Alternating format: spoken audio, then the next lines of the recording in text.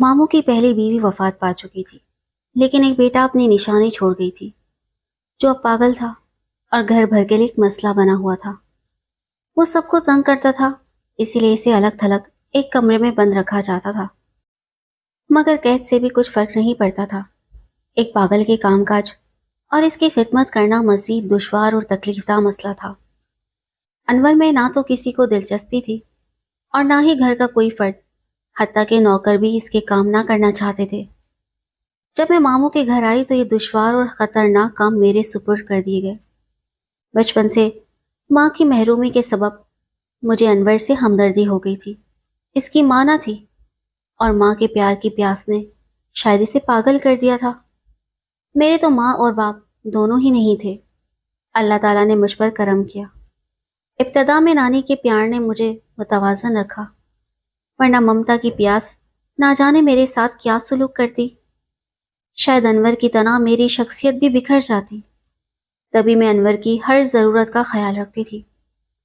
मुमाने तो खौफ के मारे इसके करीब भी ना फटकती। मालूम नहीं इब्तदा में इनका सुलूक कैसा था, क्योंकि इन दिनों में नानी के पास रहती थी और ना समझ थी। जब मैं मामू के घर आई तो देखा कि अनवर और मुमाने के दरमियान नफरत की एक वाज़ेह दीवार हाइल है। अनवर भी एक वहशी बन चुका था।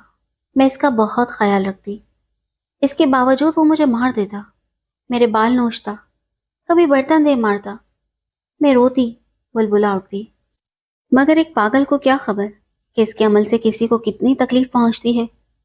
मैं रोती थी, लेकिन इस भरे घर में मेरे दुख बांटने वाला कोई न था। इसकी बेमाना हरकतों को बर्दाश्त करना मेरे बस की बात ना थी। मगर मैं ये सोच कर इसके काम किए जाती थी कि अगर ना किए तो शायद ये लोग मुझे यहाँ रहने भी ना देंगे। मोमानी ने मुखालफत शुरू कर दी तो मेरा कोई ठिकाना ना होगा।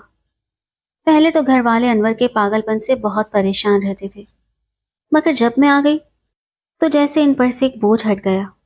अब इनको एक पागल की देखभाल की फिक्र नहीं रही। मोमानी तो सुकून में आ गई।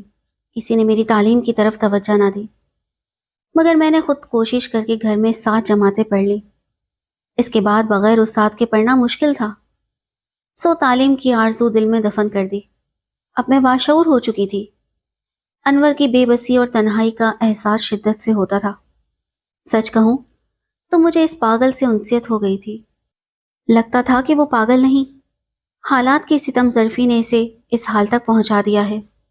मामू भी इससे लापरवाह हो चुके थे और सिर्फ मैं ही थी जो इसका ख्याल रखती थी।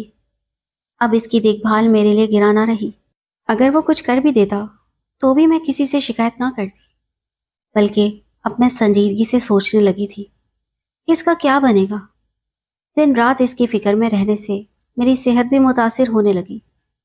आखिर एक दिन मामू जान के पूछने पर मैं रो दी और कहा, कुछ भी हो, अनवर आपका बेटा है। आपने कभी इसका बाकायदा इलाज क्यों नहीं करवाया? इसे किसी दिमागी अस्पताल में क्यों दाखिल नहीं कराया? हो सकता है वो ठीक हो जाए। मेरे कहने का मामू पर काफी असर हुआ। उन्होंने अनवर को अस्पताल में दाखिल करा दिया। कई साल मुसलसल इलाज हुआ, जिससे इस पर अच्छा असर पड़ा। अब इसे दौरे कभी कभार पड़ते थे। ज्यादातर नॉर्मल रहता था। वो ज्यादा बात नहीं करता, खामोश रहता, लेकिन मुझसे बातें कर लेता था। अपनी तकलीफें और परेशानियां भी सिर्फ मुझे बताता था। सारे घर में वो सिर्फ मुझे ही अपना हमदर्द समझता था। अब इसने मुझ पर चीजें फेंकना और मारना छोड़ दिया था। खुद कहता कि नहाना चाहता हूँ, साफ कपड़े चाहिए, इस्त्री करके दो। अपनी सफाई का ख्याल रखने लगा था। घर वालों को तंग करना छोड़ दिया था। ये मामूली तब्दीली मेरे लिए बहुत बड़ी खुशी थी। मैं अब भी इसकी खिदमत करती थी, बल्कि पहले से ज्यादा। वो अक्सर कहता, तुम ही हो जो मेरा ख्याल रखती हो। तुम थक जाती होगी, आओ मेरे पास बैठो, बातें करो, कोई खेल खेलते हैं। मैं हर बात पर हाँ कहती। वो खुश हो जाता। उसको मुझ पर मुकम्मल एतमाद हो गया था। अक्सर कहता, मुझे अकेले कमरे में ना छोड़ा करो, डर लगता है। वो अब ऐसी बातें करता जिनमें मफहूम होता, बातें सुलझी हुई होती। मुझे इस पर प्यार आता। इसके लिए दिल में सिर्फ हमदर्दी नहीं, मोहब्बत भी पैदा होने लगी थी। मेरी मेहनत रंग लाई। वो बेहतर होने लगा। सब खुश थे, हत्ता के मोमानी भी। میری خوشی کی تو انتہا نہ رہی۔ میرے کہنے پر ماموں نے اسے تصویروں والی آسان کتابیں لا دی۔ وہ دلچسپی سے انہیں دیکھتا، میں اسے تھوڑا بہت پڑھانے لگی۔ 1 سال میں وہ اخبار پڑھنے لگا۔ ماموں بہت خوش تھے، مجھے اپنے گھر کے لیے باعث رحمت سمجھتے تھے۔ ایک دن میں کپڑے استری کر رہی تھی، انور بولا، حمیرہ تم میرا اتنا خیال رکھتی ہو، وعدہ کرو کبھی مجھے چھوڑ کر نہیں جاؤ گی۔ اس سوال کا میرے پاس کوئی جواب نہ تھا۔ مجھے خود نہیں معلوم تھا کہ کب تک یہاں رہنا ہے۔ ایک لڑکی کی شادی ہو کر گھر سے جانا ہی ہوتا ہے۔ یہ تو ماموں جان ہی جانتے تھے کہ انہوں نے میرے لیے کیا سوچ رکھا ہے۔ انہی دنوں میرے لیے ایک بہت اچھا رشتہ آیا۔ پڑوسن نے جب میرے صبر اور اصرار کو دیکھا تو اپنے بیٹے کے لیے میرا رشتہ مانگ لیا۔ لڑکا پڑھا لکھا، خوبصورت، صاحب جائیداد اور اعلیٰ عہدے پر فائز تھا۔ ایسا رشتہ تو ہر ماں باپ کی خواہش ہوتا ہے۔ ماموں چاہتے تھے کہ یہ رشتہ قبول کر لیا جائے، مگر ممانی چاہتی تھیں کہ میری شادی انور سے ہو جائے تاکہ انور کی ذمہ داری کا مستقل حل نکل آئے۔ وہ سمجھتی تھیں اگر میں چلی گئی تو انور کی خدمت انہیں کرنی پڑے گی، جو انہیں کسی صورت قبول نہ تھا۔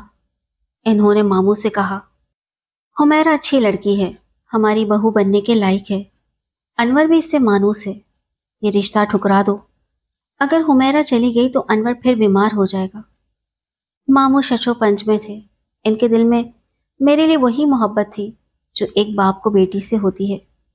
وہ سمجھتے تھے کہ اپنے بیٹے کی خاطر بھانجے کی زندگی قربان کرنا خود غرضی ہوگی۔ اگر انور دوبارہ بیمار ہو گیا تو حمیرہ کی زندگی برباد ہو جائے گی۔ اتفاق سے میں نے ان کی باتیں سن لی۔ مجھے ماموں پر بے حد پیار آیا۔ میں نے دل میں فیصلہ کر لیا کہ اگر قربانی دینی پڑی تو دوں گی۔ کم از کم ماموں نے مجھے اپنی بیٹی سمجھا تو ہے۔ ادھر ممانی کھلم کھلا کہنے لگی کہ حمیرہ کی شادی انور سے ہونی چاہیے کیونکہ وہ اس سے مانوس ہے۔ میرے جانے سے انور کو صدمہ ہو سکتا ہے، یہ ایک انسانی زندگی کا سوال تھا۔ ممکن تھا کہ میرے بغیر انور واقعی پھر پاگل پن میں مبتلا ہو جاتا۔ میں اسے دکھ دینا نہیں چاہتی تھی، اب سبھی ششو پنج میں مبتلا تھے۔ بالآخر ماموں نے فیصلہ کیا کہ مجھ سے رائے لی جائے۔ یہ بات انور نے کچھ اتنے دکھ سے کہی کہ میں اپنے اندر لرز کر رہ گئی۔ وہ تو بچوں کی طرح پھوٹ پھوٹ کر رو رہا تھا اور مجھے کہہ رہا تھا کہ حمیرہ دیکھو، تم کو خدا کا واسطہ مجھ کو یہاں اکیلا چھوڑ کر کہیں مت چلی جانا۔ اس کی باتوں سے میرا دل کٹ کر رہ گیا۔ میں نے کہا، انور تم ہی بتاؤ، کیا میں ماموں کو انکار کر دوں؟ وہ مجھے کتنی بری لڑکی سمجھیں گے؟ میرا اتنا کہنا تھا کہ وہ بچوں کی طرح پھوٹ پھوٹ کر رونے لگا۔ وہ کہنے لگا، کیا تم مجھے اب بھی پاگل سمجھتی ہو؟ میں بالکل بھی پاگل نہیں ہوں، میں اب پوری طرح ٹھیک ہوں اور میں تمہاری وجہ سے ٹھیک ہوا ہوں۔ تم نے ہی محبت کا احساس دلا کر مجھے اندھیروں سے نکالا ہے، کیا پھر سے تم مجھے اندھیروں میں دھکیل کر چلی جاؤ گی؟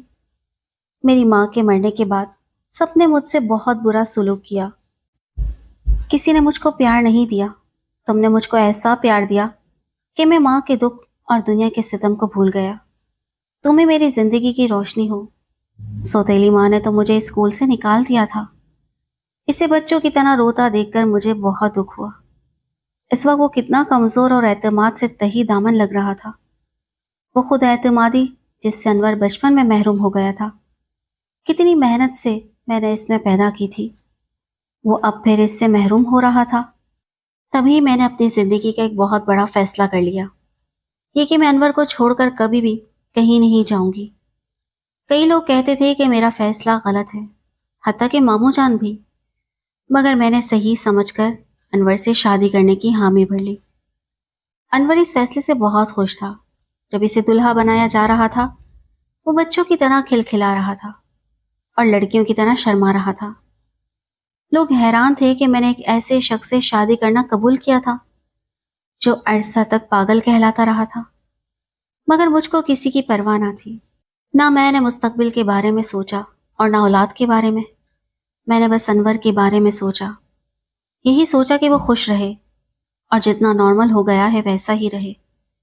میں جانتی تھی کہ وہ پیدائشی پاگل نہیں تھا، اس کو حالات نے پاگل بنا دیا تھا، کیونکہ وہ بہت زیادہ حساس تھا۔ اس کو گھر والوں نے ہر قدم پر نظر انداز کیا تو وہ تنہائی کا شکار ہو گیا. بہت بچپن سے سوتیلی ماں کے ہاتھوں میں چلا گیا جس نے اس کی شخصیت کو کچل کر رکھ دیا. مجھے یقین تھا میرا پیار پا کر وہ بالکل نارمل اور ٹھیک ہو جائے گا. میرا خیال درست نکلا. ہم نے 15 سال شادی کے بعد اکٹھے گزارے اور سکھ و چین کی زندگی جیتے رہے. کسی دن بھی اس نے اپنے کسی عمل سے ظاہر نہ کیا کہ وہ پاگل ہے یا پاگل رہا تھا. میرے ساتھ اس کا دوستانہ اور پیار بھرا سلوک رہتا تھا. میں بھی خوش تھی کہ خدا نے میری قربانی کو رائیگاں جانے نہیں دیا تھا. لوگوں کو ہم پر انگلی اٹھانے کا موقع بھی نہیں ملا. اگر کل تھا تو بس یہ کہ میں ماں نہ بن سکی. مگر اس میں کسی کا قصور نہ تھا کیونکہ اس دنیا میں بہت سے شادی شدہ جوڑے تندرست ہونے کے باوجود اولاد کی نعمت سے محروم ہوتے ہیں. تو یہ اللہ تعالیٰ کی مرضی ہے. جس کو چاہے وہ نعمت عطا کرے. بعض چیزوں پر انسان کا بس نہیں ہوتا. 15 برس ہم نے چین و سکون سے بسر کیے. اچانک ایک روز میری زندگی میں بھوچال آ گیا. سوچ بھی نہ سکتی تھی کہ مدت بعد میرے خالہ زاد شہزاد کا ہمارے گھر میں گھڑی بھر کو آ جانا میری ازواجی زندگی میں طوفان برپا کر دے گا. شہزاد میرے لیے سگے بھائیوں جیسا تھا. وہ مدت بعد بیرون ملک سے ماموں ممانی سے ملنے چلا آیا. وہ بہت خوش مزاج تھا. اس کی عادت ہنسنے ہنسانے کی تھی. باتوں باتوں میں نہ جانے کیا کہہ گیا کہ مجھے بے اختیار ہنسی آ گئی. بس میرا ہنس دینا ہی غضب ہو گیا. کوئی سوچ بھی نہ سکتا تھا کہ ایسا ہو جائے گا. مدت بعد انور کو پھر سے پاگل پن کا دورہ پڑ گیا. اس نے توڑ پھوڑ شروع کر دی. چیزوں کو اٹھا کر ہر کسی کو مارنا شروع کر دیا. چلانے اور دھاڑنے لگا. حتیٰ کہ ماموں ممانی نے بڑی مشکل سے اس کو قابو کر کے کمرے میں بند کر دیا. مجھے تو گمان بھی نہ تھا کہ 15 برس پرسکون رہنے کے بعد اچانک ایک روز اس کا پرانا مرض اس طرح عود کر آئے گا کہ قابو کرنا مشکل ہو جائے گا. انور کو دماغی امراض کے اسپتال لے گئے. وہاں اس کو داخل کرا دیا گیا. علاج ہونے لگا مگر وہ ٹھیک نہ ہوا. مرض روز بروز شدت پکڑتا گیا. مجھے تو وہ دیکھنا بھی برداشت نہ کرتا تھا. اگر پرسکون ہوتا اور میں سامنے آ جاتی یا وہ میری ایک جھلک دیکھ لیتا تو آپے سے باہر ہو جاتا. اس پر شدید دورہ پڑ جاتا. تب ڈاکٹروں نے کہا کہ حمیرہ اس کے سامنے نہ آئے ورنہ یہ اس کو شدید نقصان بھی پہنچا سکتا ہے. 3 سال تک وہ اسپتال میں ہی رہا کیونکہ گھر میں تھی اور مجھ کو دیکھ کر دیواروں سے سر ٹکرانے لگتا.